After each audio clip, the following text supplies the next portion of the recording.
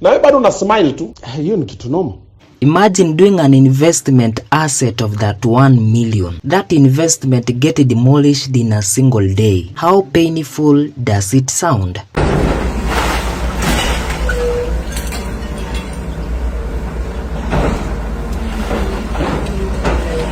For Gerard Okode aka Defao, it is a small thing. He is not even worried about it. You buy shamba for 7 million, you put a house for 31 million, then unakuja kubomoa upate shamba ilikuwa imeibwa. Haki unaanzia wapi?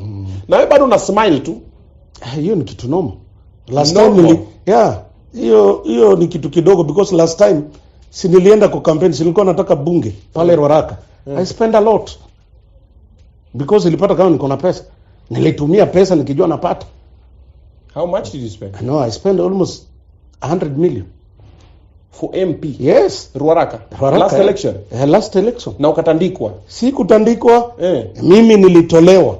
While he was at Obina show live, he condemned the police officers who arrested him kwa madai kwamba alijenga nyumba kwa shamba ambayo si yake. Nilitaka bwana, kwenda waniue bwana. Kwani bunguni utaenda? Niue. Hapo si kwangu, kama nitakupatia nini nitakupatia cheo gani? Acha niue. Wewe ni kusema nini? Si niue. Si uone ni ukae unatoa mtu kwa nyumba kwake. Unatoa kwangu na unakuja kunishika. But for him, he confirmed that he bought that shamba with the 7 million cash money and he built a mansion that costed him that 1 million Kenyan shillings, which was demolished in one day. That is not even funny. The funny side of him is this. When he was under arrest, he was teasing the police officers who arrested him. Are you interested in what he told them? This is it. Wewe uko na nini maskini unaishi kwa debe? Mimi ni tajiri boss. Mimi sio kama wewe. Bado bimam na mimi. Naomba nini? Naomba nini? Mimi ni tajiri, wewe maskini, wewe kuja nikuandike watchman kwangu. Nani wewe? Kuja. Wewe nani wewe? Kwenda. Nanipeleka wapi? Yani kama Kenya imefika mahali ambapo people don't fear God nor the police officers. Wanaogopa nani? Toa mwili kanisani, toa mwili kwa dini, peleka mwili kazini. Peleka mwili na akili yako kwa kazi, toa mwili kwa dini. Hiyo dini hapo unaambiwa Mungu atakufanyia kila kitu. Utateseka, ukufe na umaskini. Watakuja kwa mazishi yako na waseme ni mapenzi ya Mungu. Mapenzi ya Mungu, yule waliyekuambia anaweza mambo yote, atakupatia kazi, akupe mke, akupe pesa, ukiwa mgonjwa akuponye. The same people. Yani wanakuanga na ready answers. They will just tell you it is the will of God. Na kwa mazishi yako, don't you forget, hautakuwa na uwezo wa kuona wala kusikia. They will still collect offerings from your parents. By the way, I wanted to ask. Ule polisi ulitukana, mulimalizana aje? Hakuna. Yes, alinipeleka kotini. Si alinipeleka, alibaki hapo, ni mimi nikaenda kotini.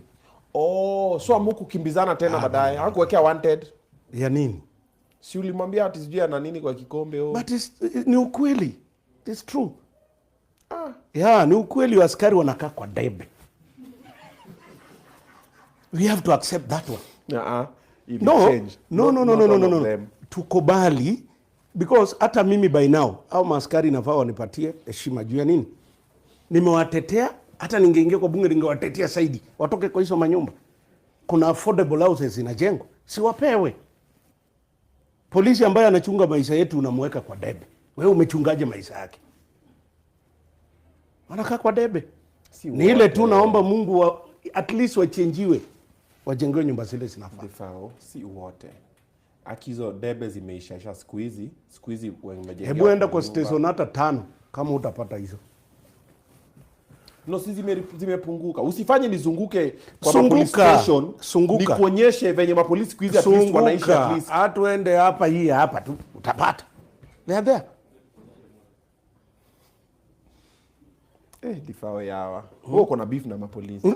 Ni marafiki zangu sana. Hata mimi ni marafiki zangu sana. Hata sasa hivi nikikuja nimekula maaskari kama 5 lunch. Ni marafiki zangu.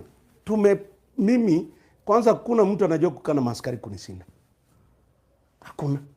Kuna askari unaweza mtuma ende usike Defao hataenda. atapiga yuta na kuambia mdosi yenyewe jo hapa. Because najua kukaa nao. Ni mandugu zangu. Sisi kwa nyumba ya mabati. Na tunataka change au polisi wapate nyumba mzuri. Because hata ndugu yangu ni polisi. But ni maisha yangu naona apate nyumba mzuri. Yeah. Unajua ulisema hiyo story ya kikombe, manze iliguza mpaka watu wa Arsenal manze like polisi wanaishi kwa kikombe aje na Arsenal wanatafuta kikombe manze. Mimi ni fan wa Arsenal, tunajua tunapata hiyo kikombe. But pia siku sema polisi wanaishi kwa kikombe. Nilisema polisi wanaishi kwa debe. In case you got yourself entertained but also informed on people's lifestyle, Yona Reports is your all days informer but also entertainer. Keep on watching. The more contents that we keep on uploading on YouTube as you can. Many more content coming on the way. Yona Reports, we got you.